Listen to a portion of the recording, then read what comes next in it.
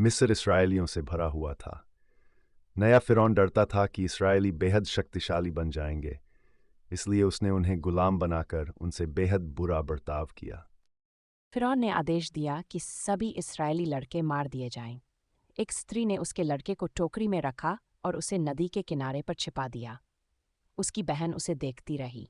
वह टोकरी बाटी बाटी बहुत आगे चली गई थी और फिर फ़िरौन की बेटी नदी के किनारे नहा रही थी और उसको वह बच्चा बहता बहता नदी के किनारे उसके पास पहुंच जाता है जहां पर वह नहा रही थी। उसे बच्चा मिल जाता था और उसने उसे रखने का निर्णय लिया। उसकी बहन ने उसके पालन पोषण के लिए उसकी माता की सहायता की पेशकश की। फ़िरौन की बेटी ने उसका नाम मूसा रखा। मूसा बड़ा हुआ। एक दिन उसने देखा कि एक मिस्री इसराइली को मार रहा है। मूसा ने मिस्री को मार दिया और मिद्यान को भाग गया और 40 साल तक एक चरवाहा होकर रहा। मूसा होरब पर्वत पर अपनी भेड़ों की निगरानी कर रहा था। परमेश्वर की आवाज़ एक जलती झाड़ी से बोलने लगी, मूसा, मेरे लोग कष्ट में हैं। मैंने उन्हें आज़ाद कराने के लिए तुझे चुना है। लेकिन प्रभु क्यों, मैं नहीं कर सकता, मूसा ने जवाब दिया। मैं तुम्हारी सहायता करूंगा, परमेश्वर ने वायदा किया। अपनी लाठी नीचे फेंक, मूसा ने किया। वह लाठी एक सांप में बदल गई। जब उसने इसे उठाया यह पुनः एक लाठी बन गई। अपना हाथ टांप ले, परमेश्वर ने कहा। मूसा ने ऐसा ही किया। उसने देखा यह रोग से भर गया था। जब उसने दोबारा किया वह चंगा हो गया था। यह जाकर फ़िरौन को दिखा, परमेश्वर ने कहा। मैं एक अच्छा वक्ता नहीं हूं, मूसा ने कहा। मैं तुझे शब्द दूंगा, परमेश्वर ने कहा। तुम्हारा भाई हारून सहायता कर सकता है। इस तरह मूसा इसराइलियों को आज़ाद करने के लिए फ़िरौन को बताने के लिए गया। मूसा और हारून ने फ़िरौन से कहा, इसराइलियों का परमेश्वर कहता है कि तुम उसके लोगों को जाने दो, नहीं तो बुरी बातें तुम्हारे साथ होंगी। पर फ़िरौन ने उनकी नहीं सुनी, इसलिए परमेश्वर ने मिस्र में पानी को लहू में बदल दिया। कोई भी इसे पी ना सका। तब उसने मिस्रियों के घरों को मेंढकों से भर दिया। हर तरफ मेंढक थे, फिर भी फ़िरौन ने उनकी नहीं सुनी। इसलिए परमेश्वर ने मिस्र के आकाश को कुटकियों से भर दिया। वह वहां को धूल के समान भर गई। फिर उसने मिस्र देश को डांसों से भर दिया। फिर भी फ़िरौन ने उनकी नहीं सुनी। इसलिए परमेश्वर ने मिस्र के जानवरों को मार दिया। घोड़े, गधे, ऊंट, भेड़े और बकरियां सब मर गए। फिर उसने मिस्री लोगों को फोड़े से पीड़ित किया। फिर भी फ़िरौन ने उनकी नहीं सुनी। परमेश्वर ने मिस्र की फसल का नाश करने के लिए ओलों की वर्षा भेजे। उनकी जौ और सन की फसल नष्ट हो गई। तब उसने बचे हुए फल को खाने के लिए टिड्डियां भेजी। फिर भी फ़िरौन ने उनकी नहीं सुनी। इसलिए परमेश्वर ने देश में अंधकार भेजा। फिर भी फ़िरौन ने उनकी नहीं सुनी। परमेश्वर ने कहा, मैं मिस्र में प्रत्येक पहिलौठों को मार दूंगा और सभी पशुओं के पहिलौठों को भी। मेरे लोग एक मेमने को मारें, उसे खाएं और उसकी लहू को उनके द्वार की चौक पर लगाएं। मैं लहू को देखूंगा और उनके घरों को छोड़ दूंगा। उनके बच्चे नहीं मरेंगे। तुम इसे फसह कहोगे और सदा उसे याद रखोगे।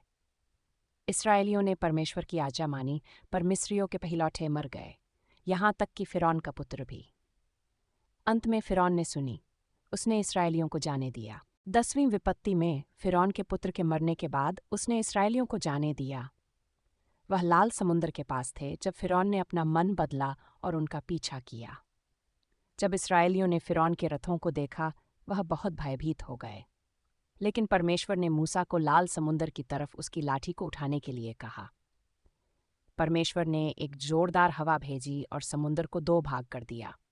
एक सूखा मार्ग प्रकट हो गया और इस्राएली लाल समुद्र के बीच में से निकल गए। यहाँ पर उनके दोनों तरफ एक पानी की दीवार थी। वह सुरक्षित दूसरी तरफ पहुंच गए। फ़िरौन और उसकी सेना समुद्र में उनके पीछे गई। परमेश्वर ने मूसा को उसका हाथ बढ़ाने के लिए कहा। तब समुद्र फिर से वापस एक हो गया और फ़िरौन और उसकी सेना डूब गई। परमेश्वर ने उसके लोगों की एक उजाड़ में अगुवाई की। उसने उन्हें भोजन और पानी दिया। उन्होंने सीनै पर्वत के पास डेरा लगाए, जहां पर परमेश्वर ने पहाड़ की चोटी पर मूसा को मिलने के लिए कहा। आग और धुएं से घिरा हुआ मूसा ऊपर चढ़ गया और परमेश्वर उससे मिलने के लिए नीचे आया। तब परमेश्वर ने मूसा को 2 पत्थर की पट्टियों पर 10 आज्ञाएं दी। अन्य देवताओं की आराधना मत करना, मूर्तियां मत बनाना, आदर के साथ मेरा नाम लेना, विश्राम दिन को एक विशेष दिन करके मनाना, अपने माता पिता का आदर करना, कत्ल मत करना, अपने पति या अपने पत्नी से वफादार रहना, चोरी मत करना, लोगों से या जो उनके पास है उससे ईर्ष्या मत करना।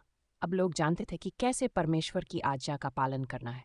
मूसा ने 12 भेदिए को वायदा किए देश में भेजा।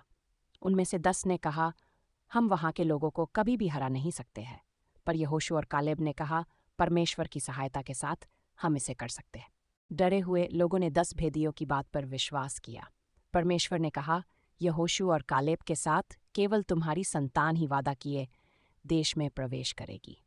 इस तरह हुजार में 40 साल के बाद अब यह समय था, और वहां से छोटे से लेकर बड़े तक सारे लोग निकल जाते हैं। उनकी बीवी, बच्चे, उनकी गाय भैंस सबको लेकर वह वहां से निकल जाते हैं। Bye bye bye bye bye bye. ऐसे ही वहां पर बस 2 लोग बचते हैं, बाकी वहां से सब चले जाते हैं, और कुछ ही समय बाद वहां का नज़ारा बिल्कुल सुनसान हो जाता है। यहोशू ने 2 भेदियों को यरीहो में भेजा। वह राहाब नाम की एक स्त्री से मिले जिसने उन्हें छिपाया और दीवार से नीचे उतरने में सहायता की। उन्होंने उसे और उसकी परिवार को बचाने का वायदा किया। इस्राएलियों ने यरदन नदी पार की। पहले याजक वाचा का संदूक उठाए आगे गए। जब उनके पांव ने नदी को स्पर्श किया तब उसने बहना बंद कर दिया। हर कोई सूखी भूमि से होकर निकल गया। आगे यरीहो था। परमेश्वर ने यहोशू से कहा, 6 दिन तक यरीहो की चारों तरफ दिन में 1 बार घूमना, तब 7वें दिन 7 बार चक्कर लगाना, नरसिंगों को फूंकना, जय जयकार करना, दीवार नीचे गिर जाएगी। यहोशू ने परमेश्वर पर भरोसा किया। जैसा प्रभु ने कहा, उसने वैसा ही किया।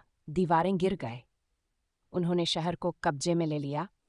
राहाब बच गई। परमेश्वर के लोगों ने वही भूमि को कब्जे में लेना आरंभ किया, और वहां के सारे लोग लाठी लकड़ी लेकर आ जाते हैं और हल्ला करने लग जाते हैं जोर से। प्लीज़ चैनल पर न्यू हो तो सब्सक्राइबर करना ना भूले।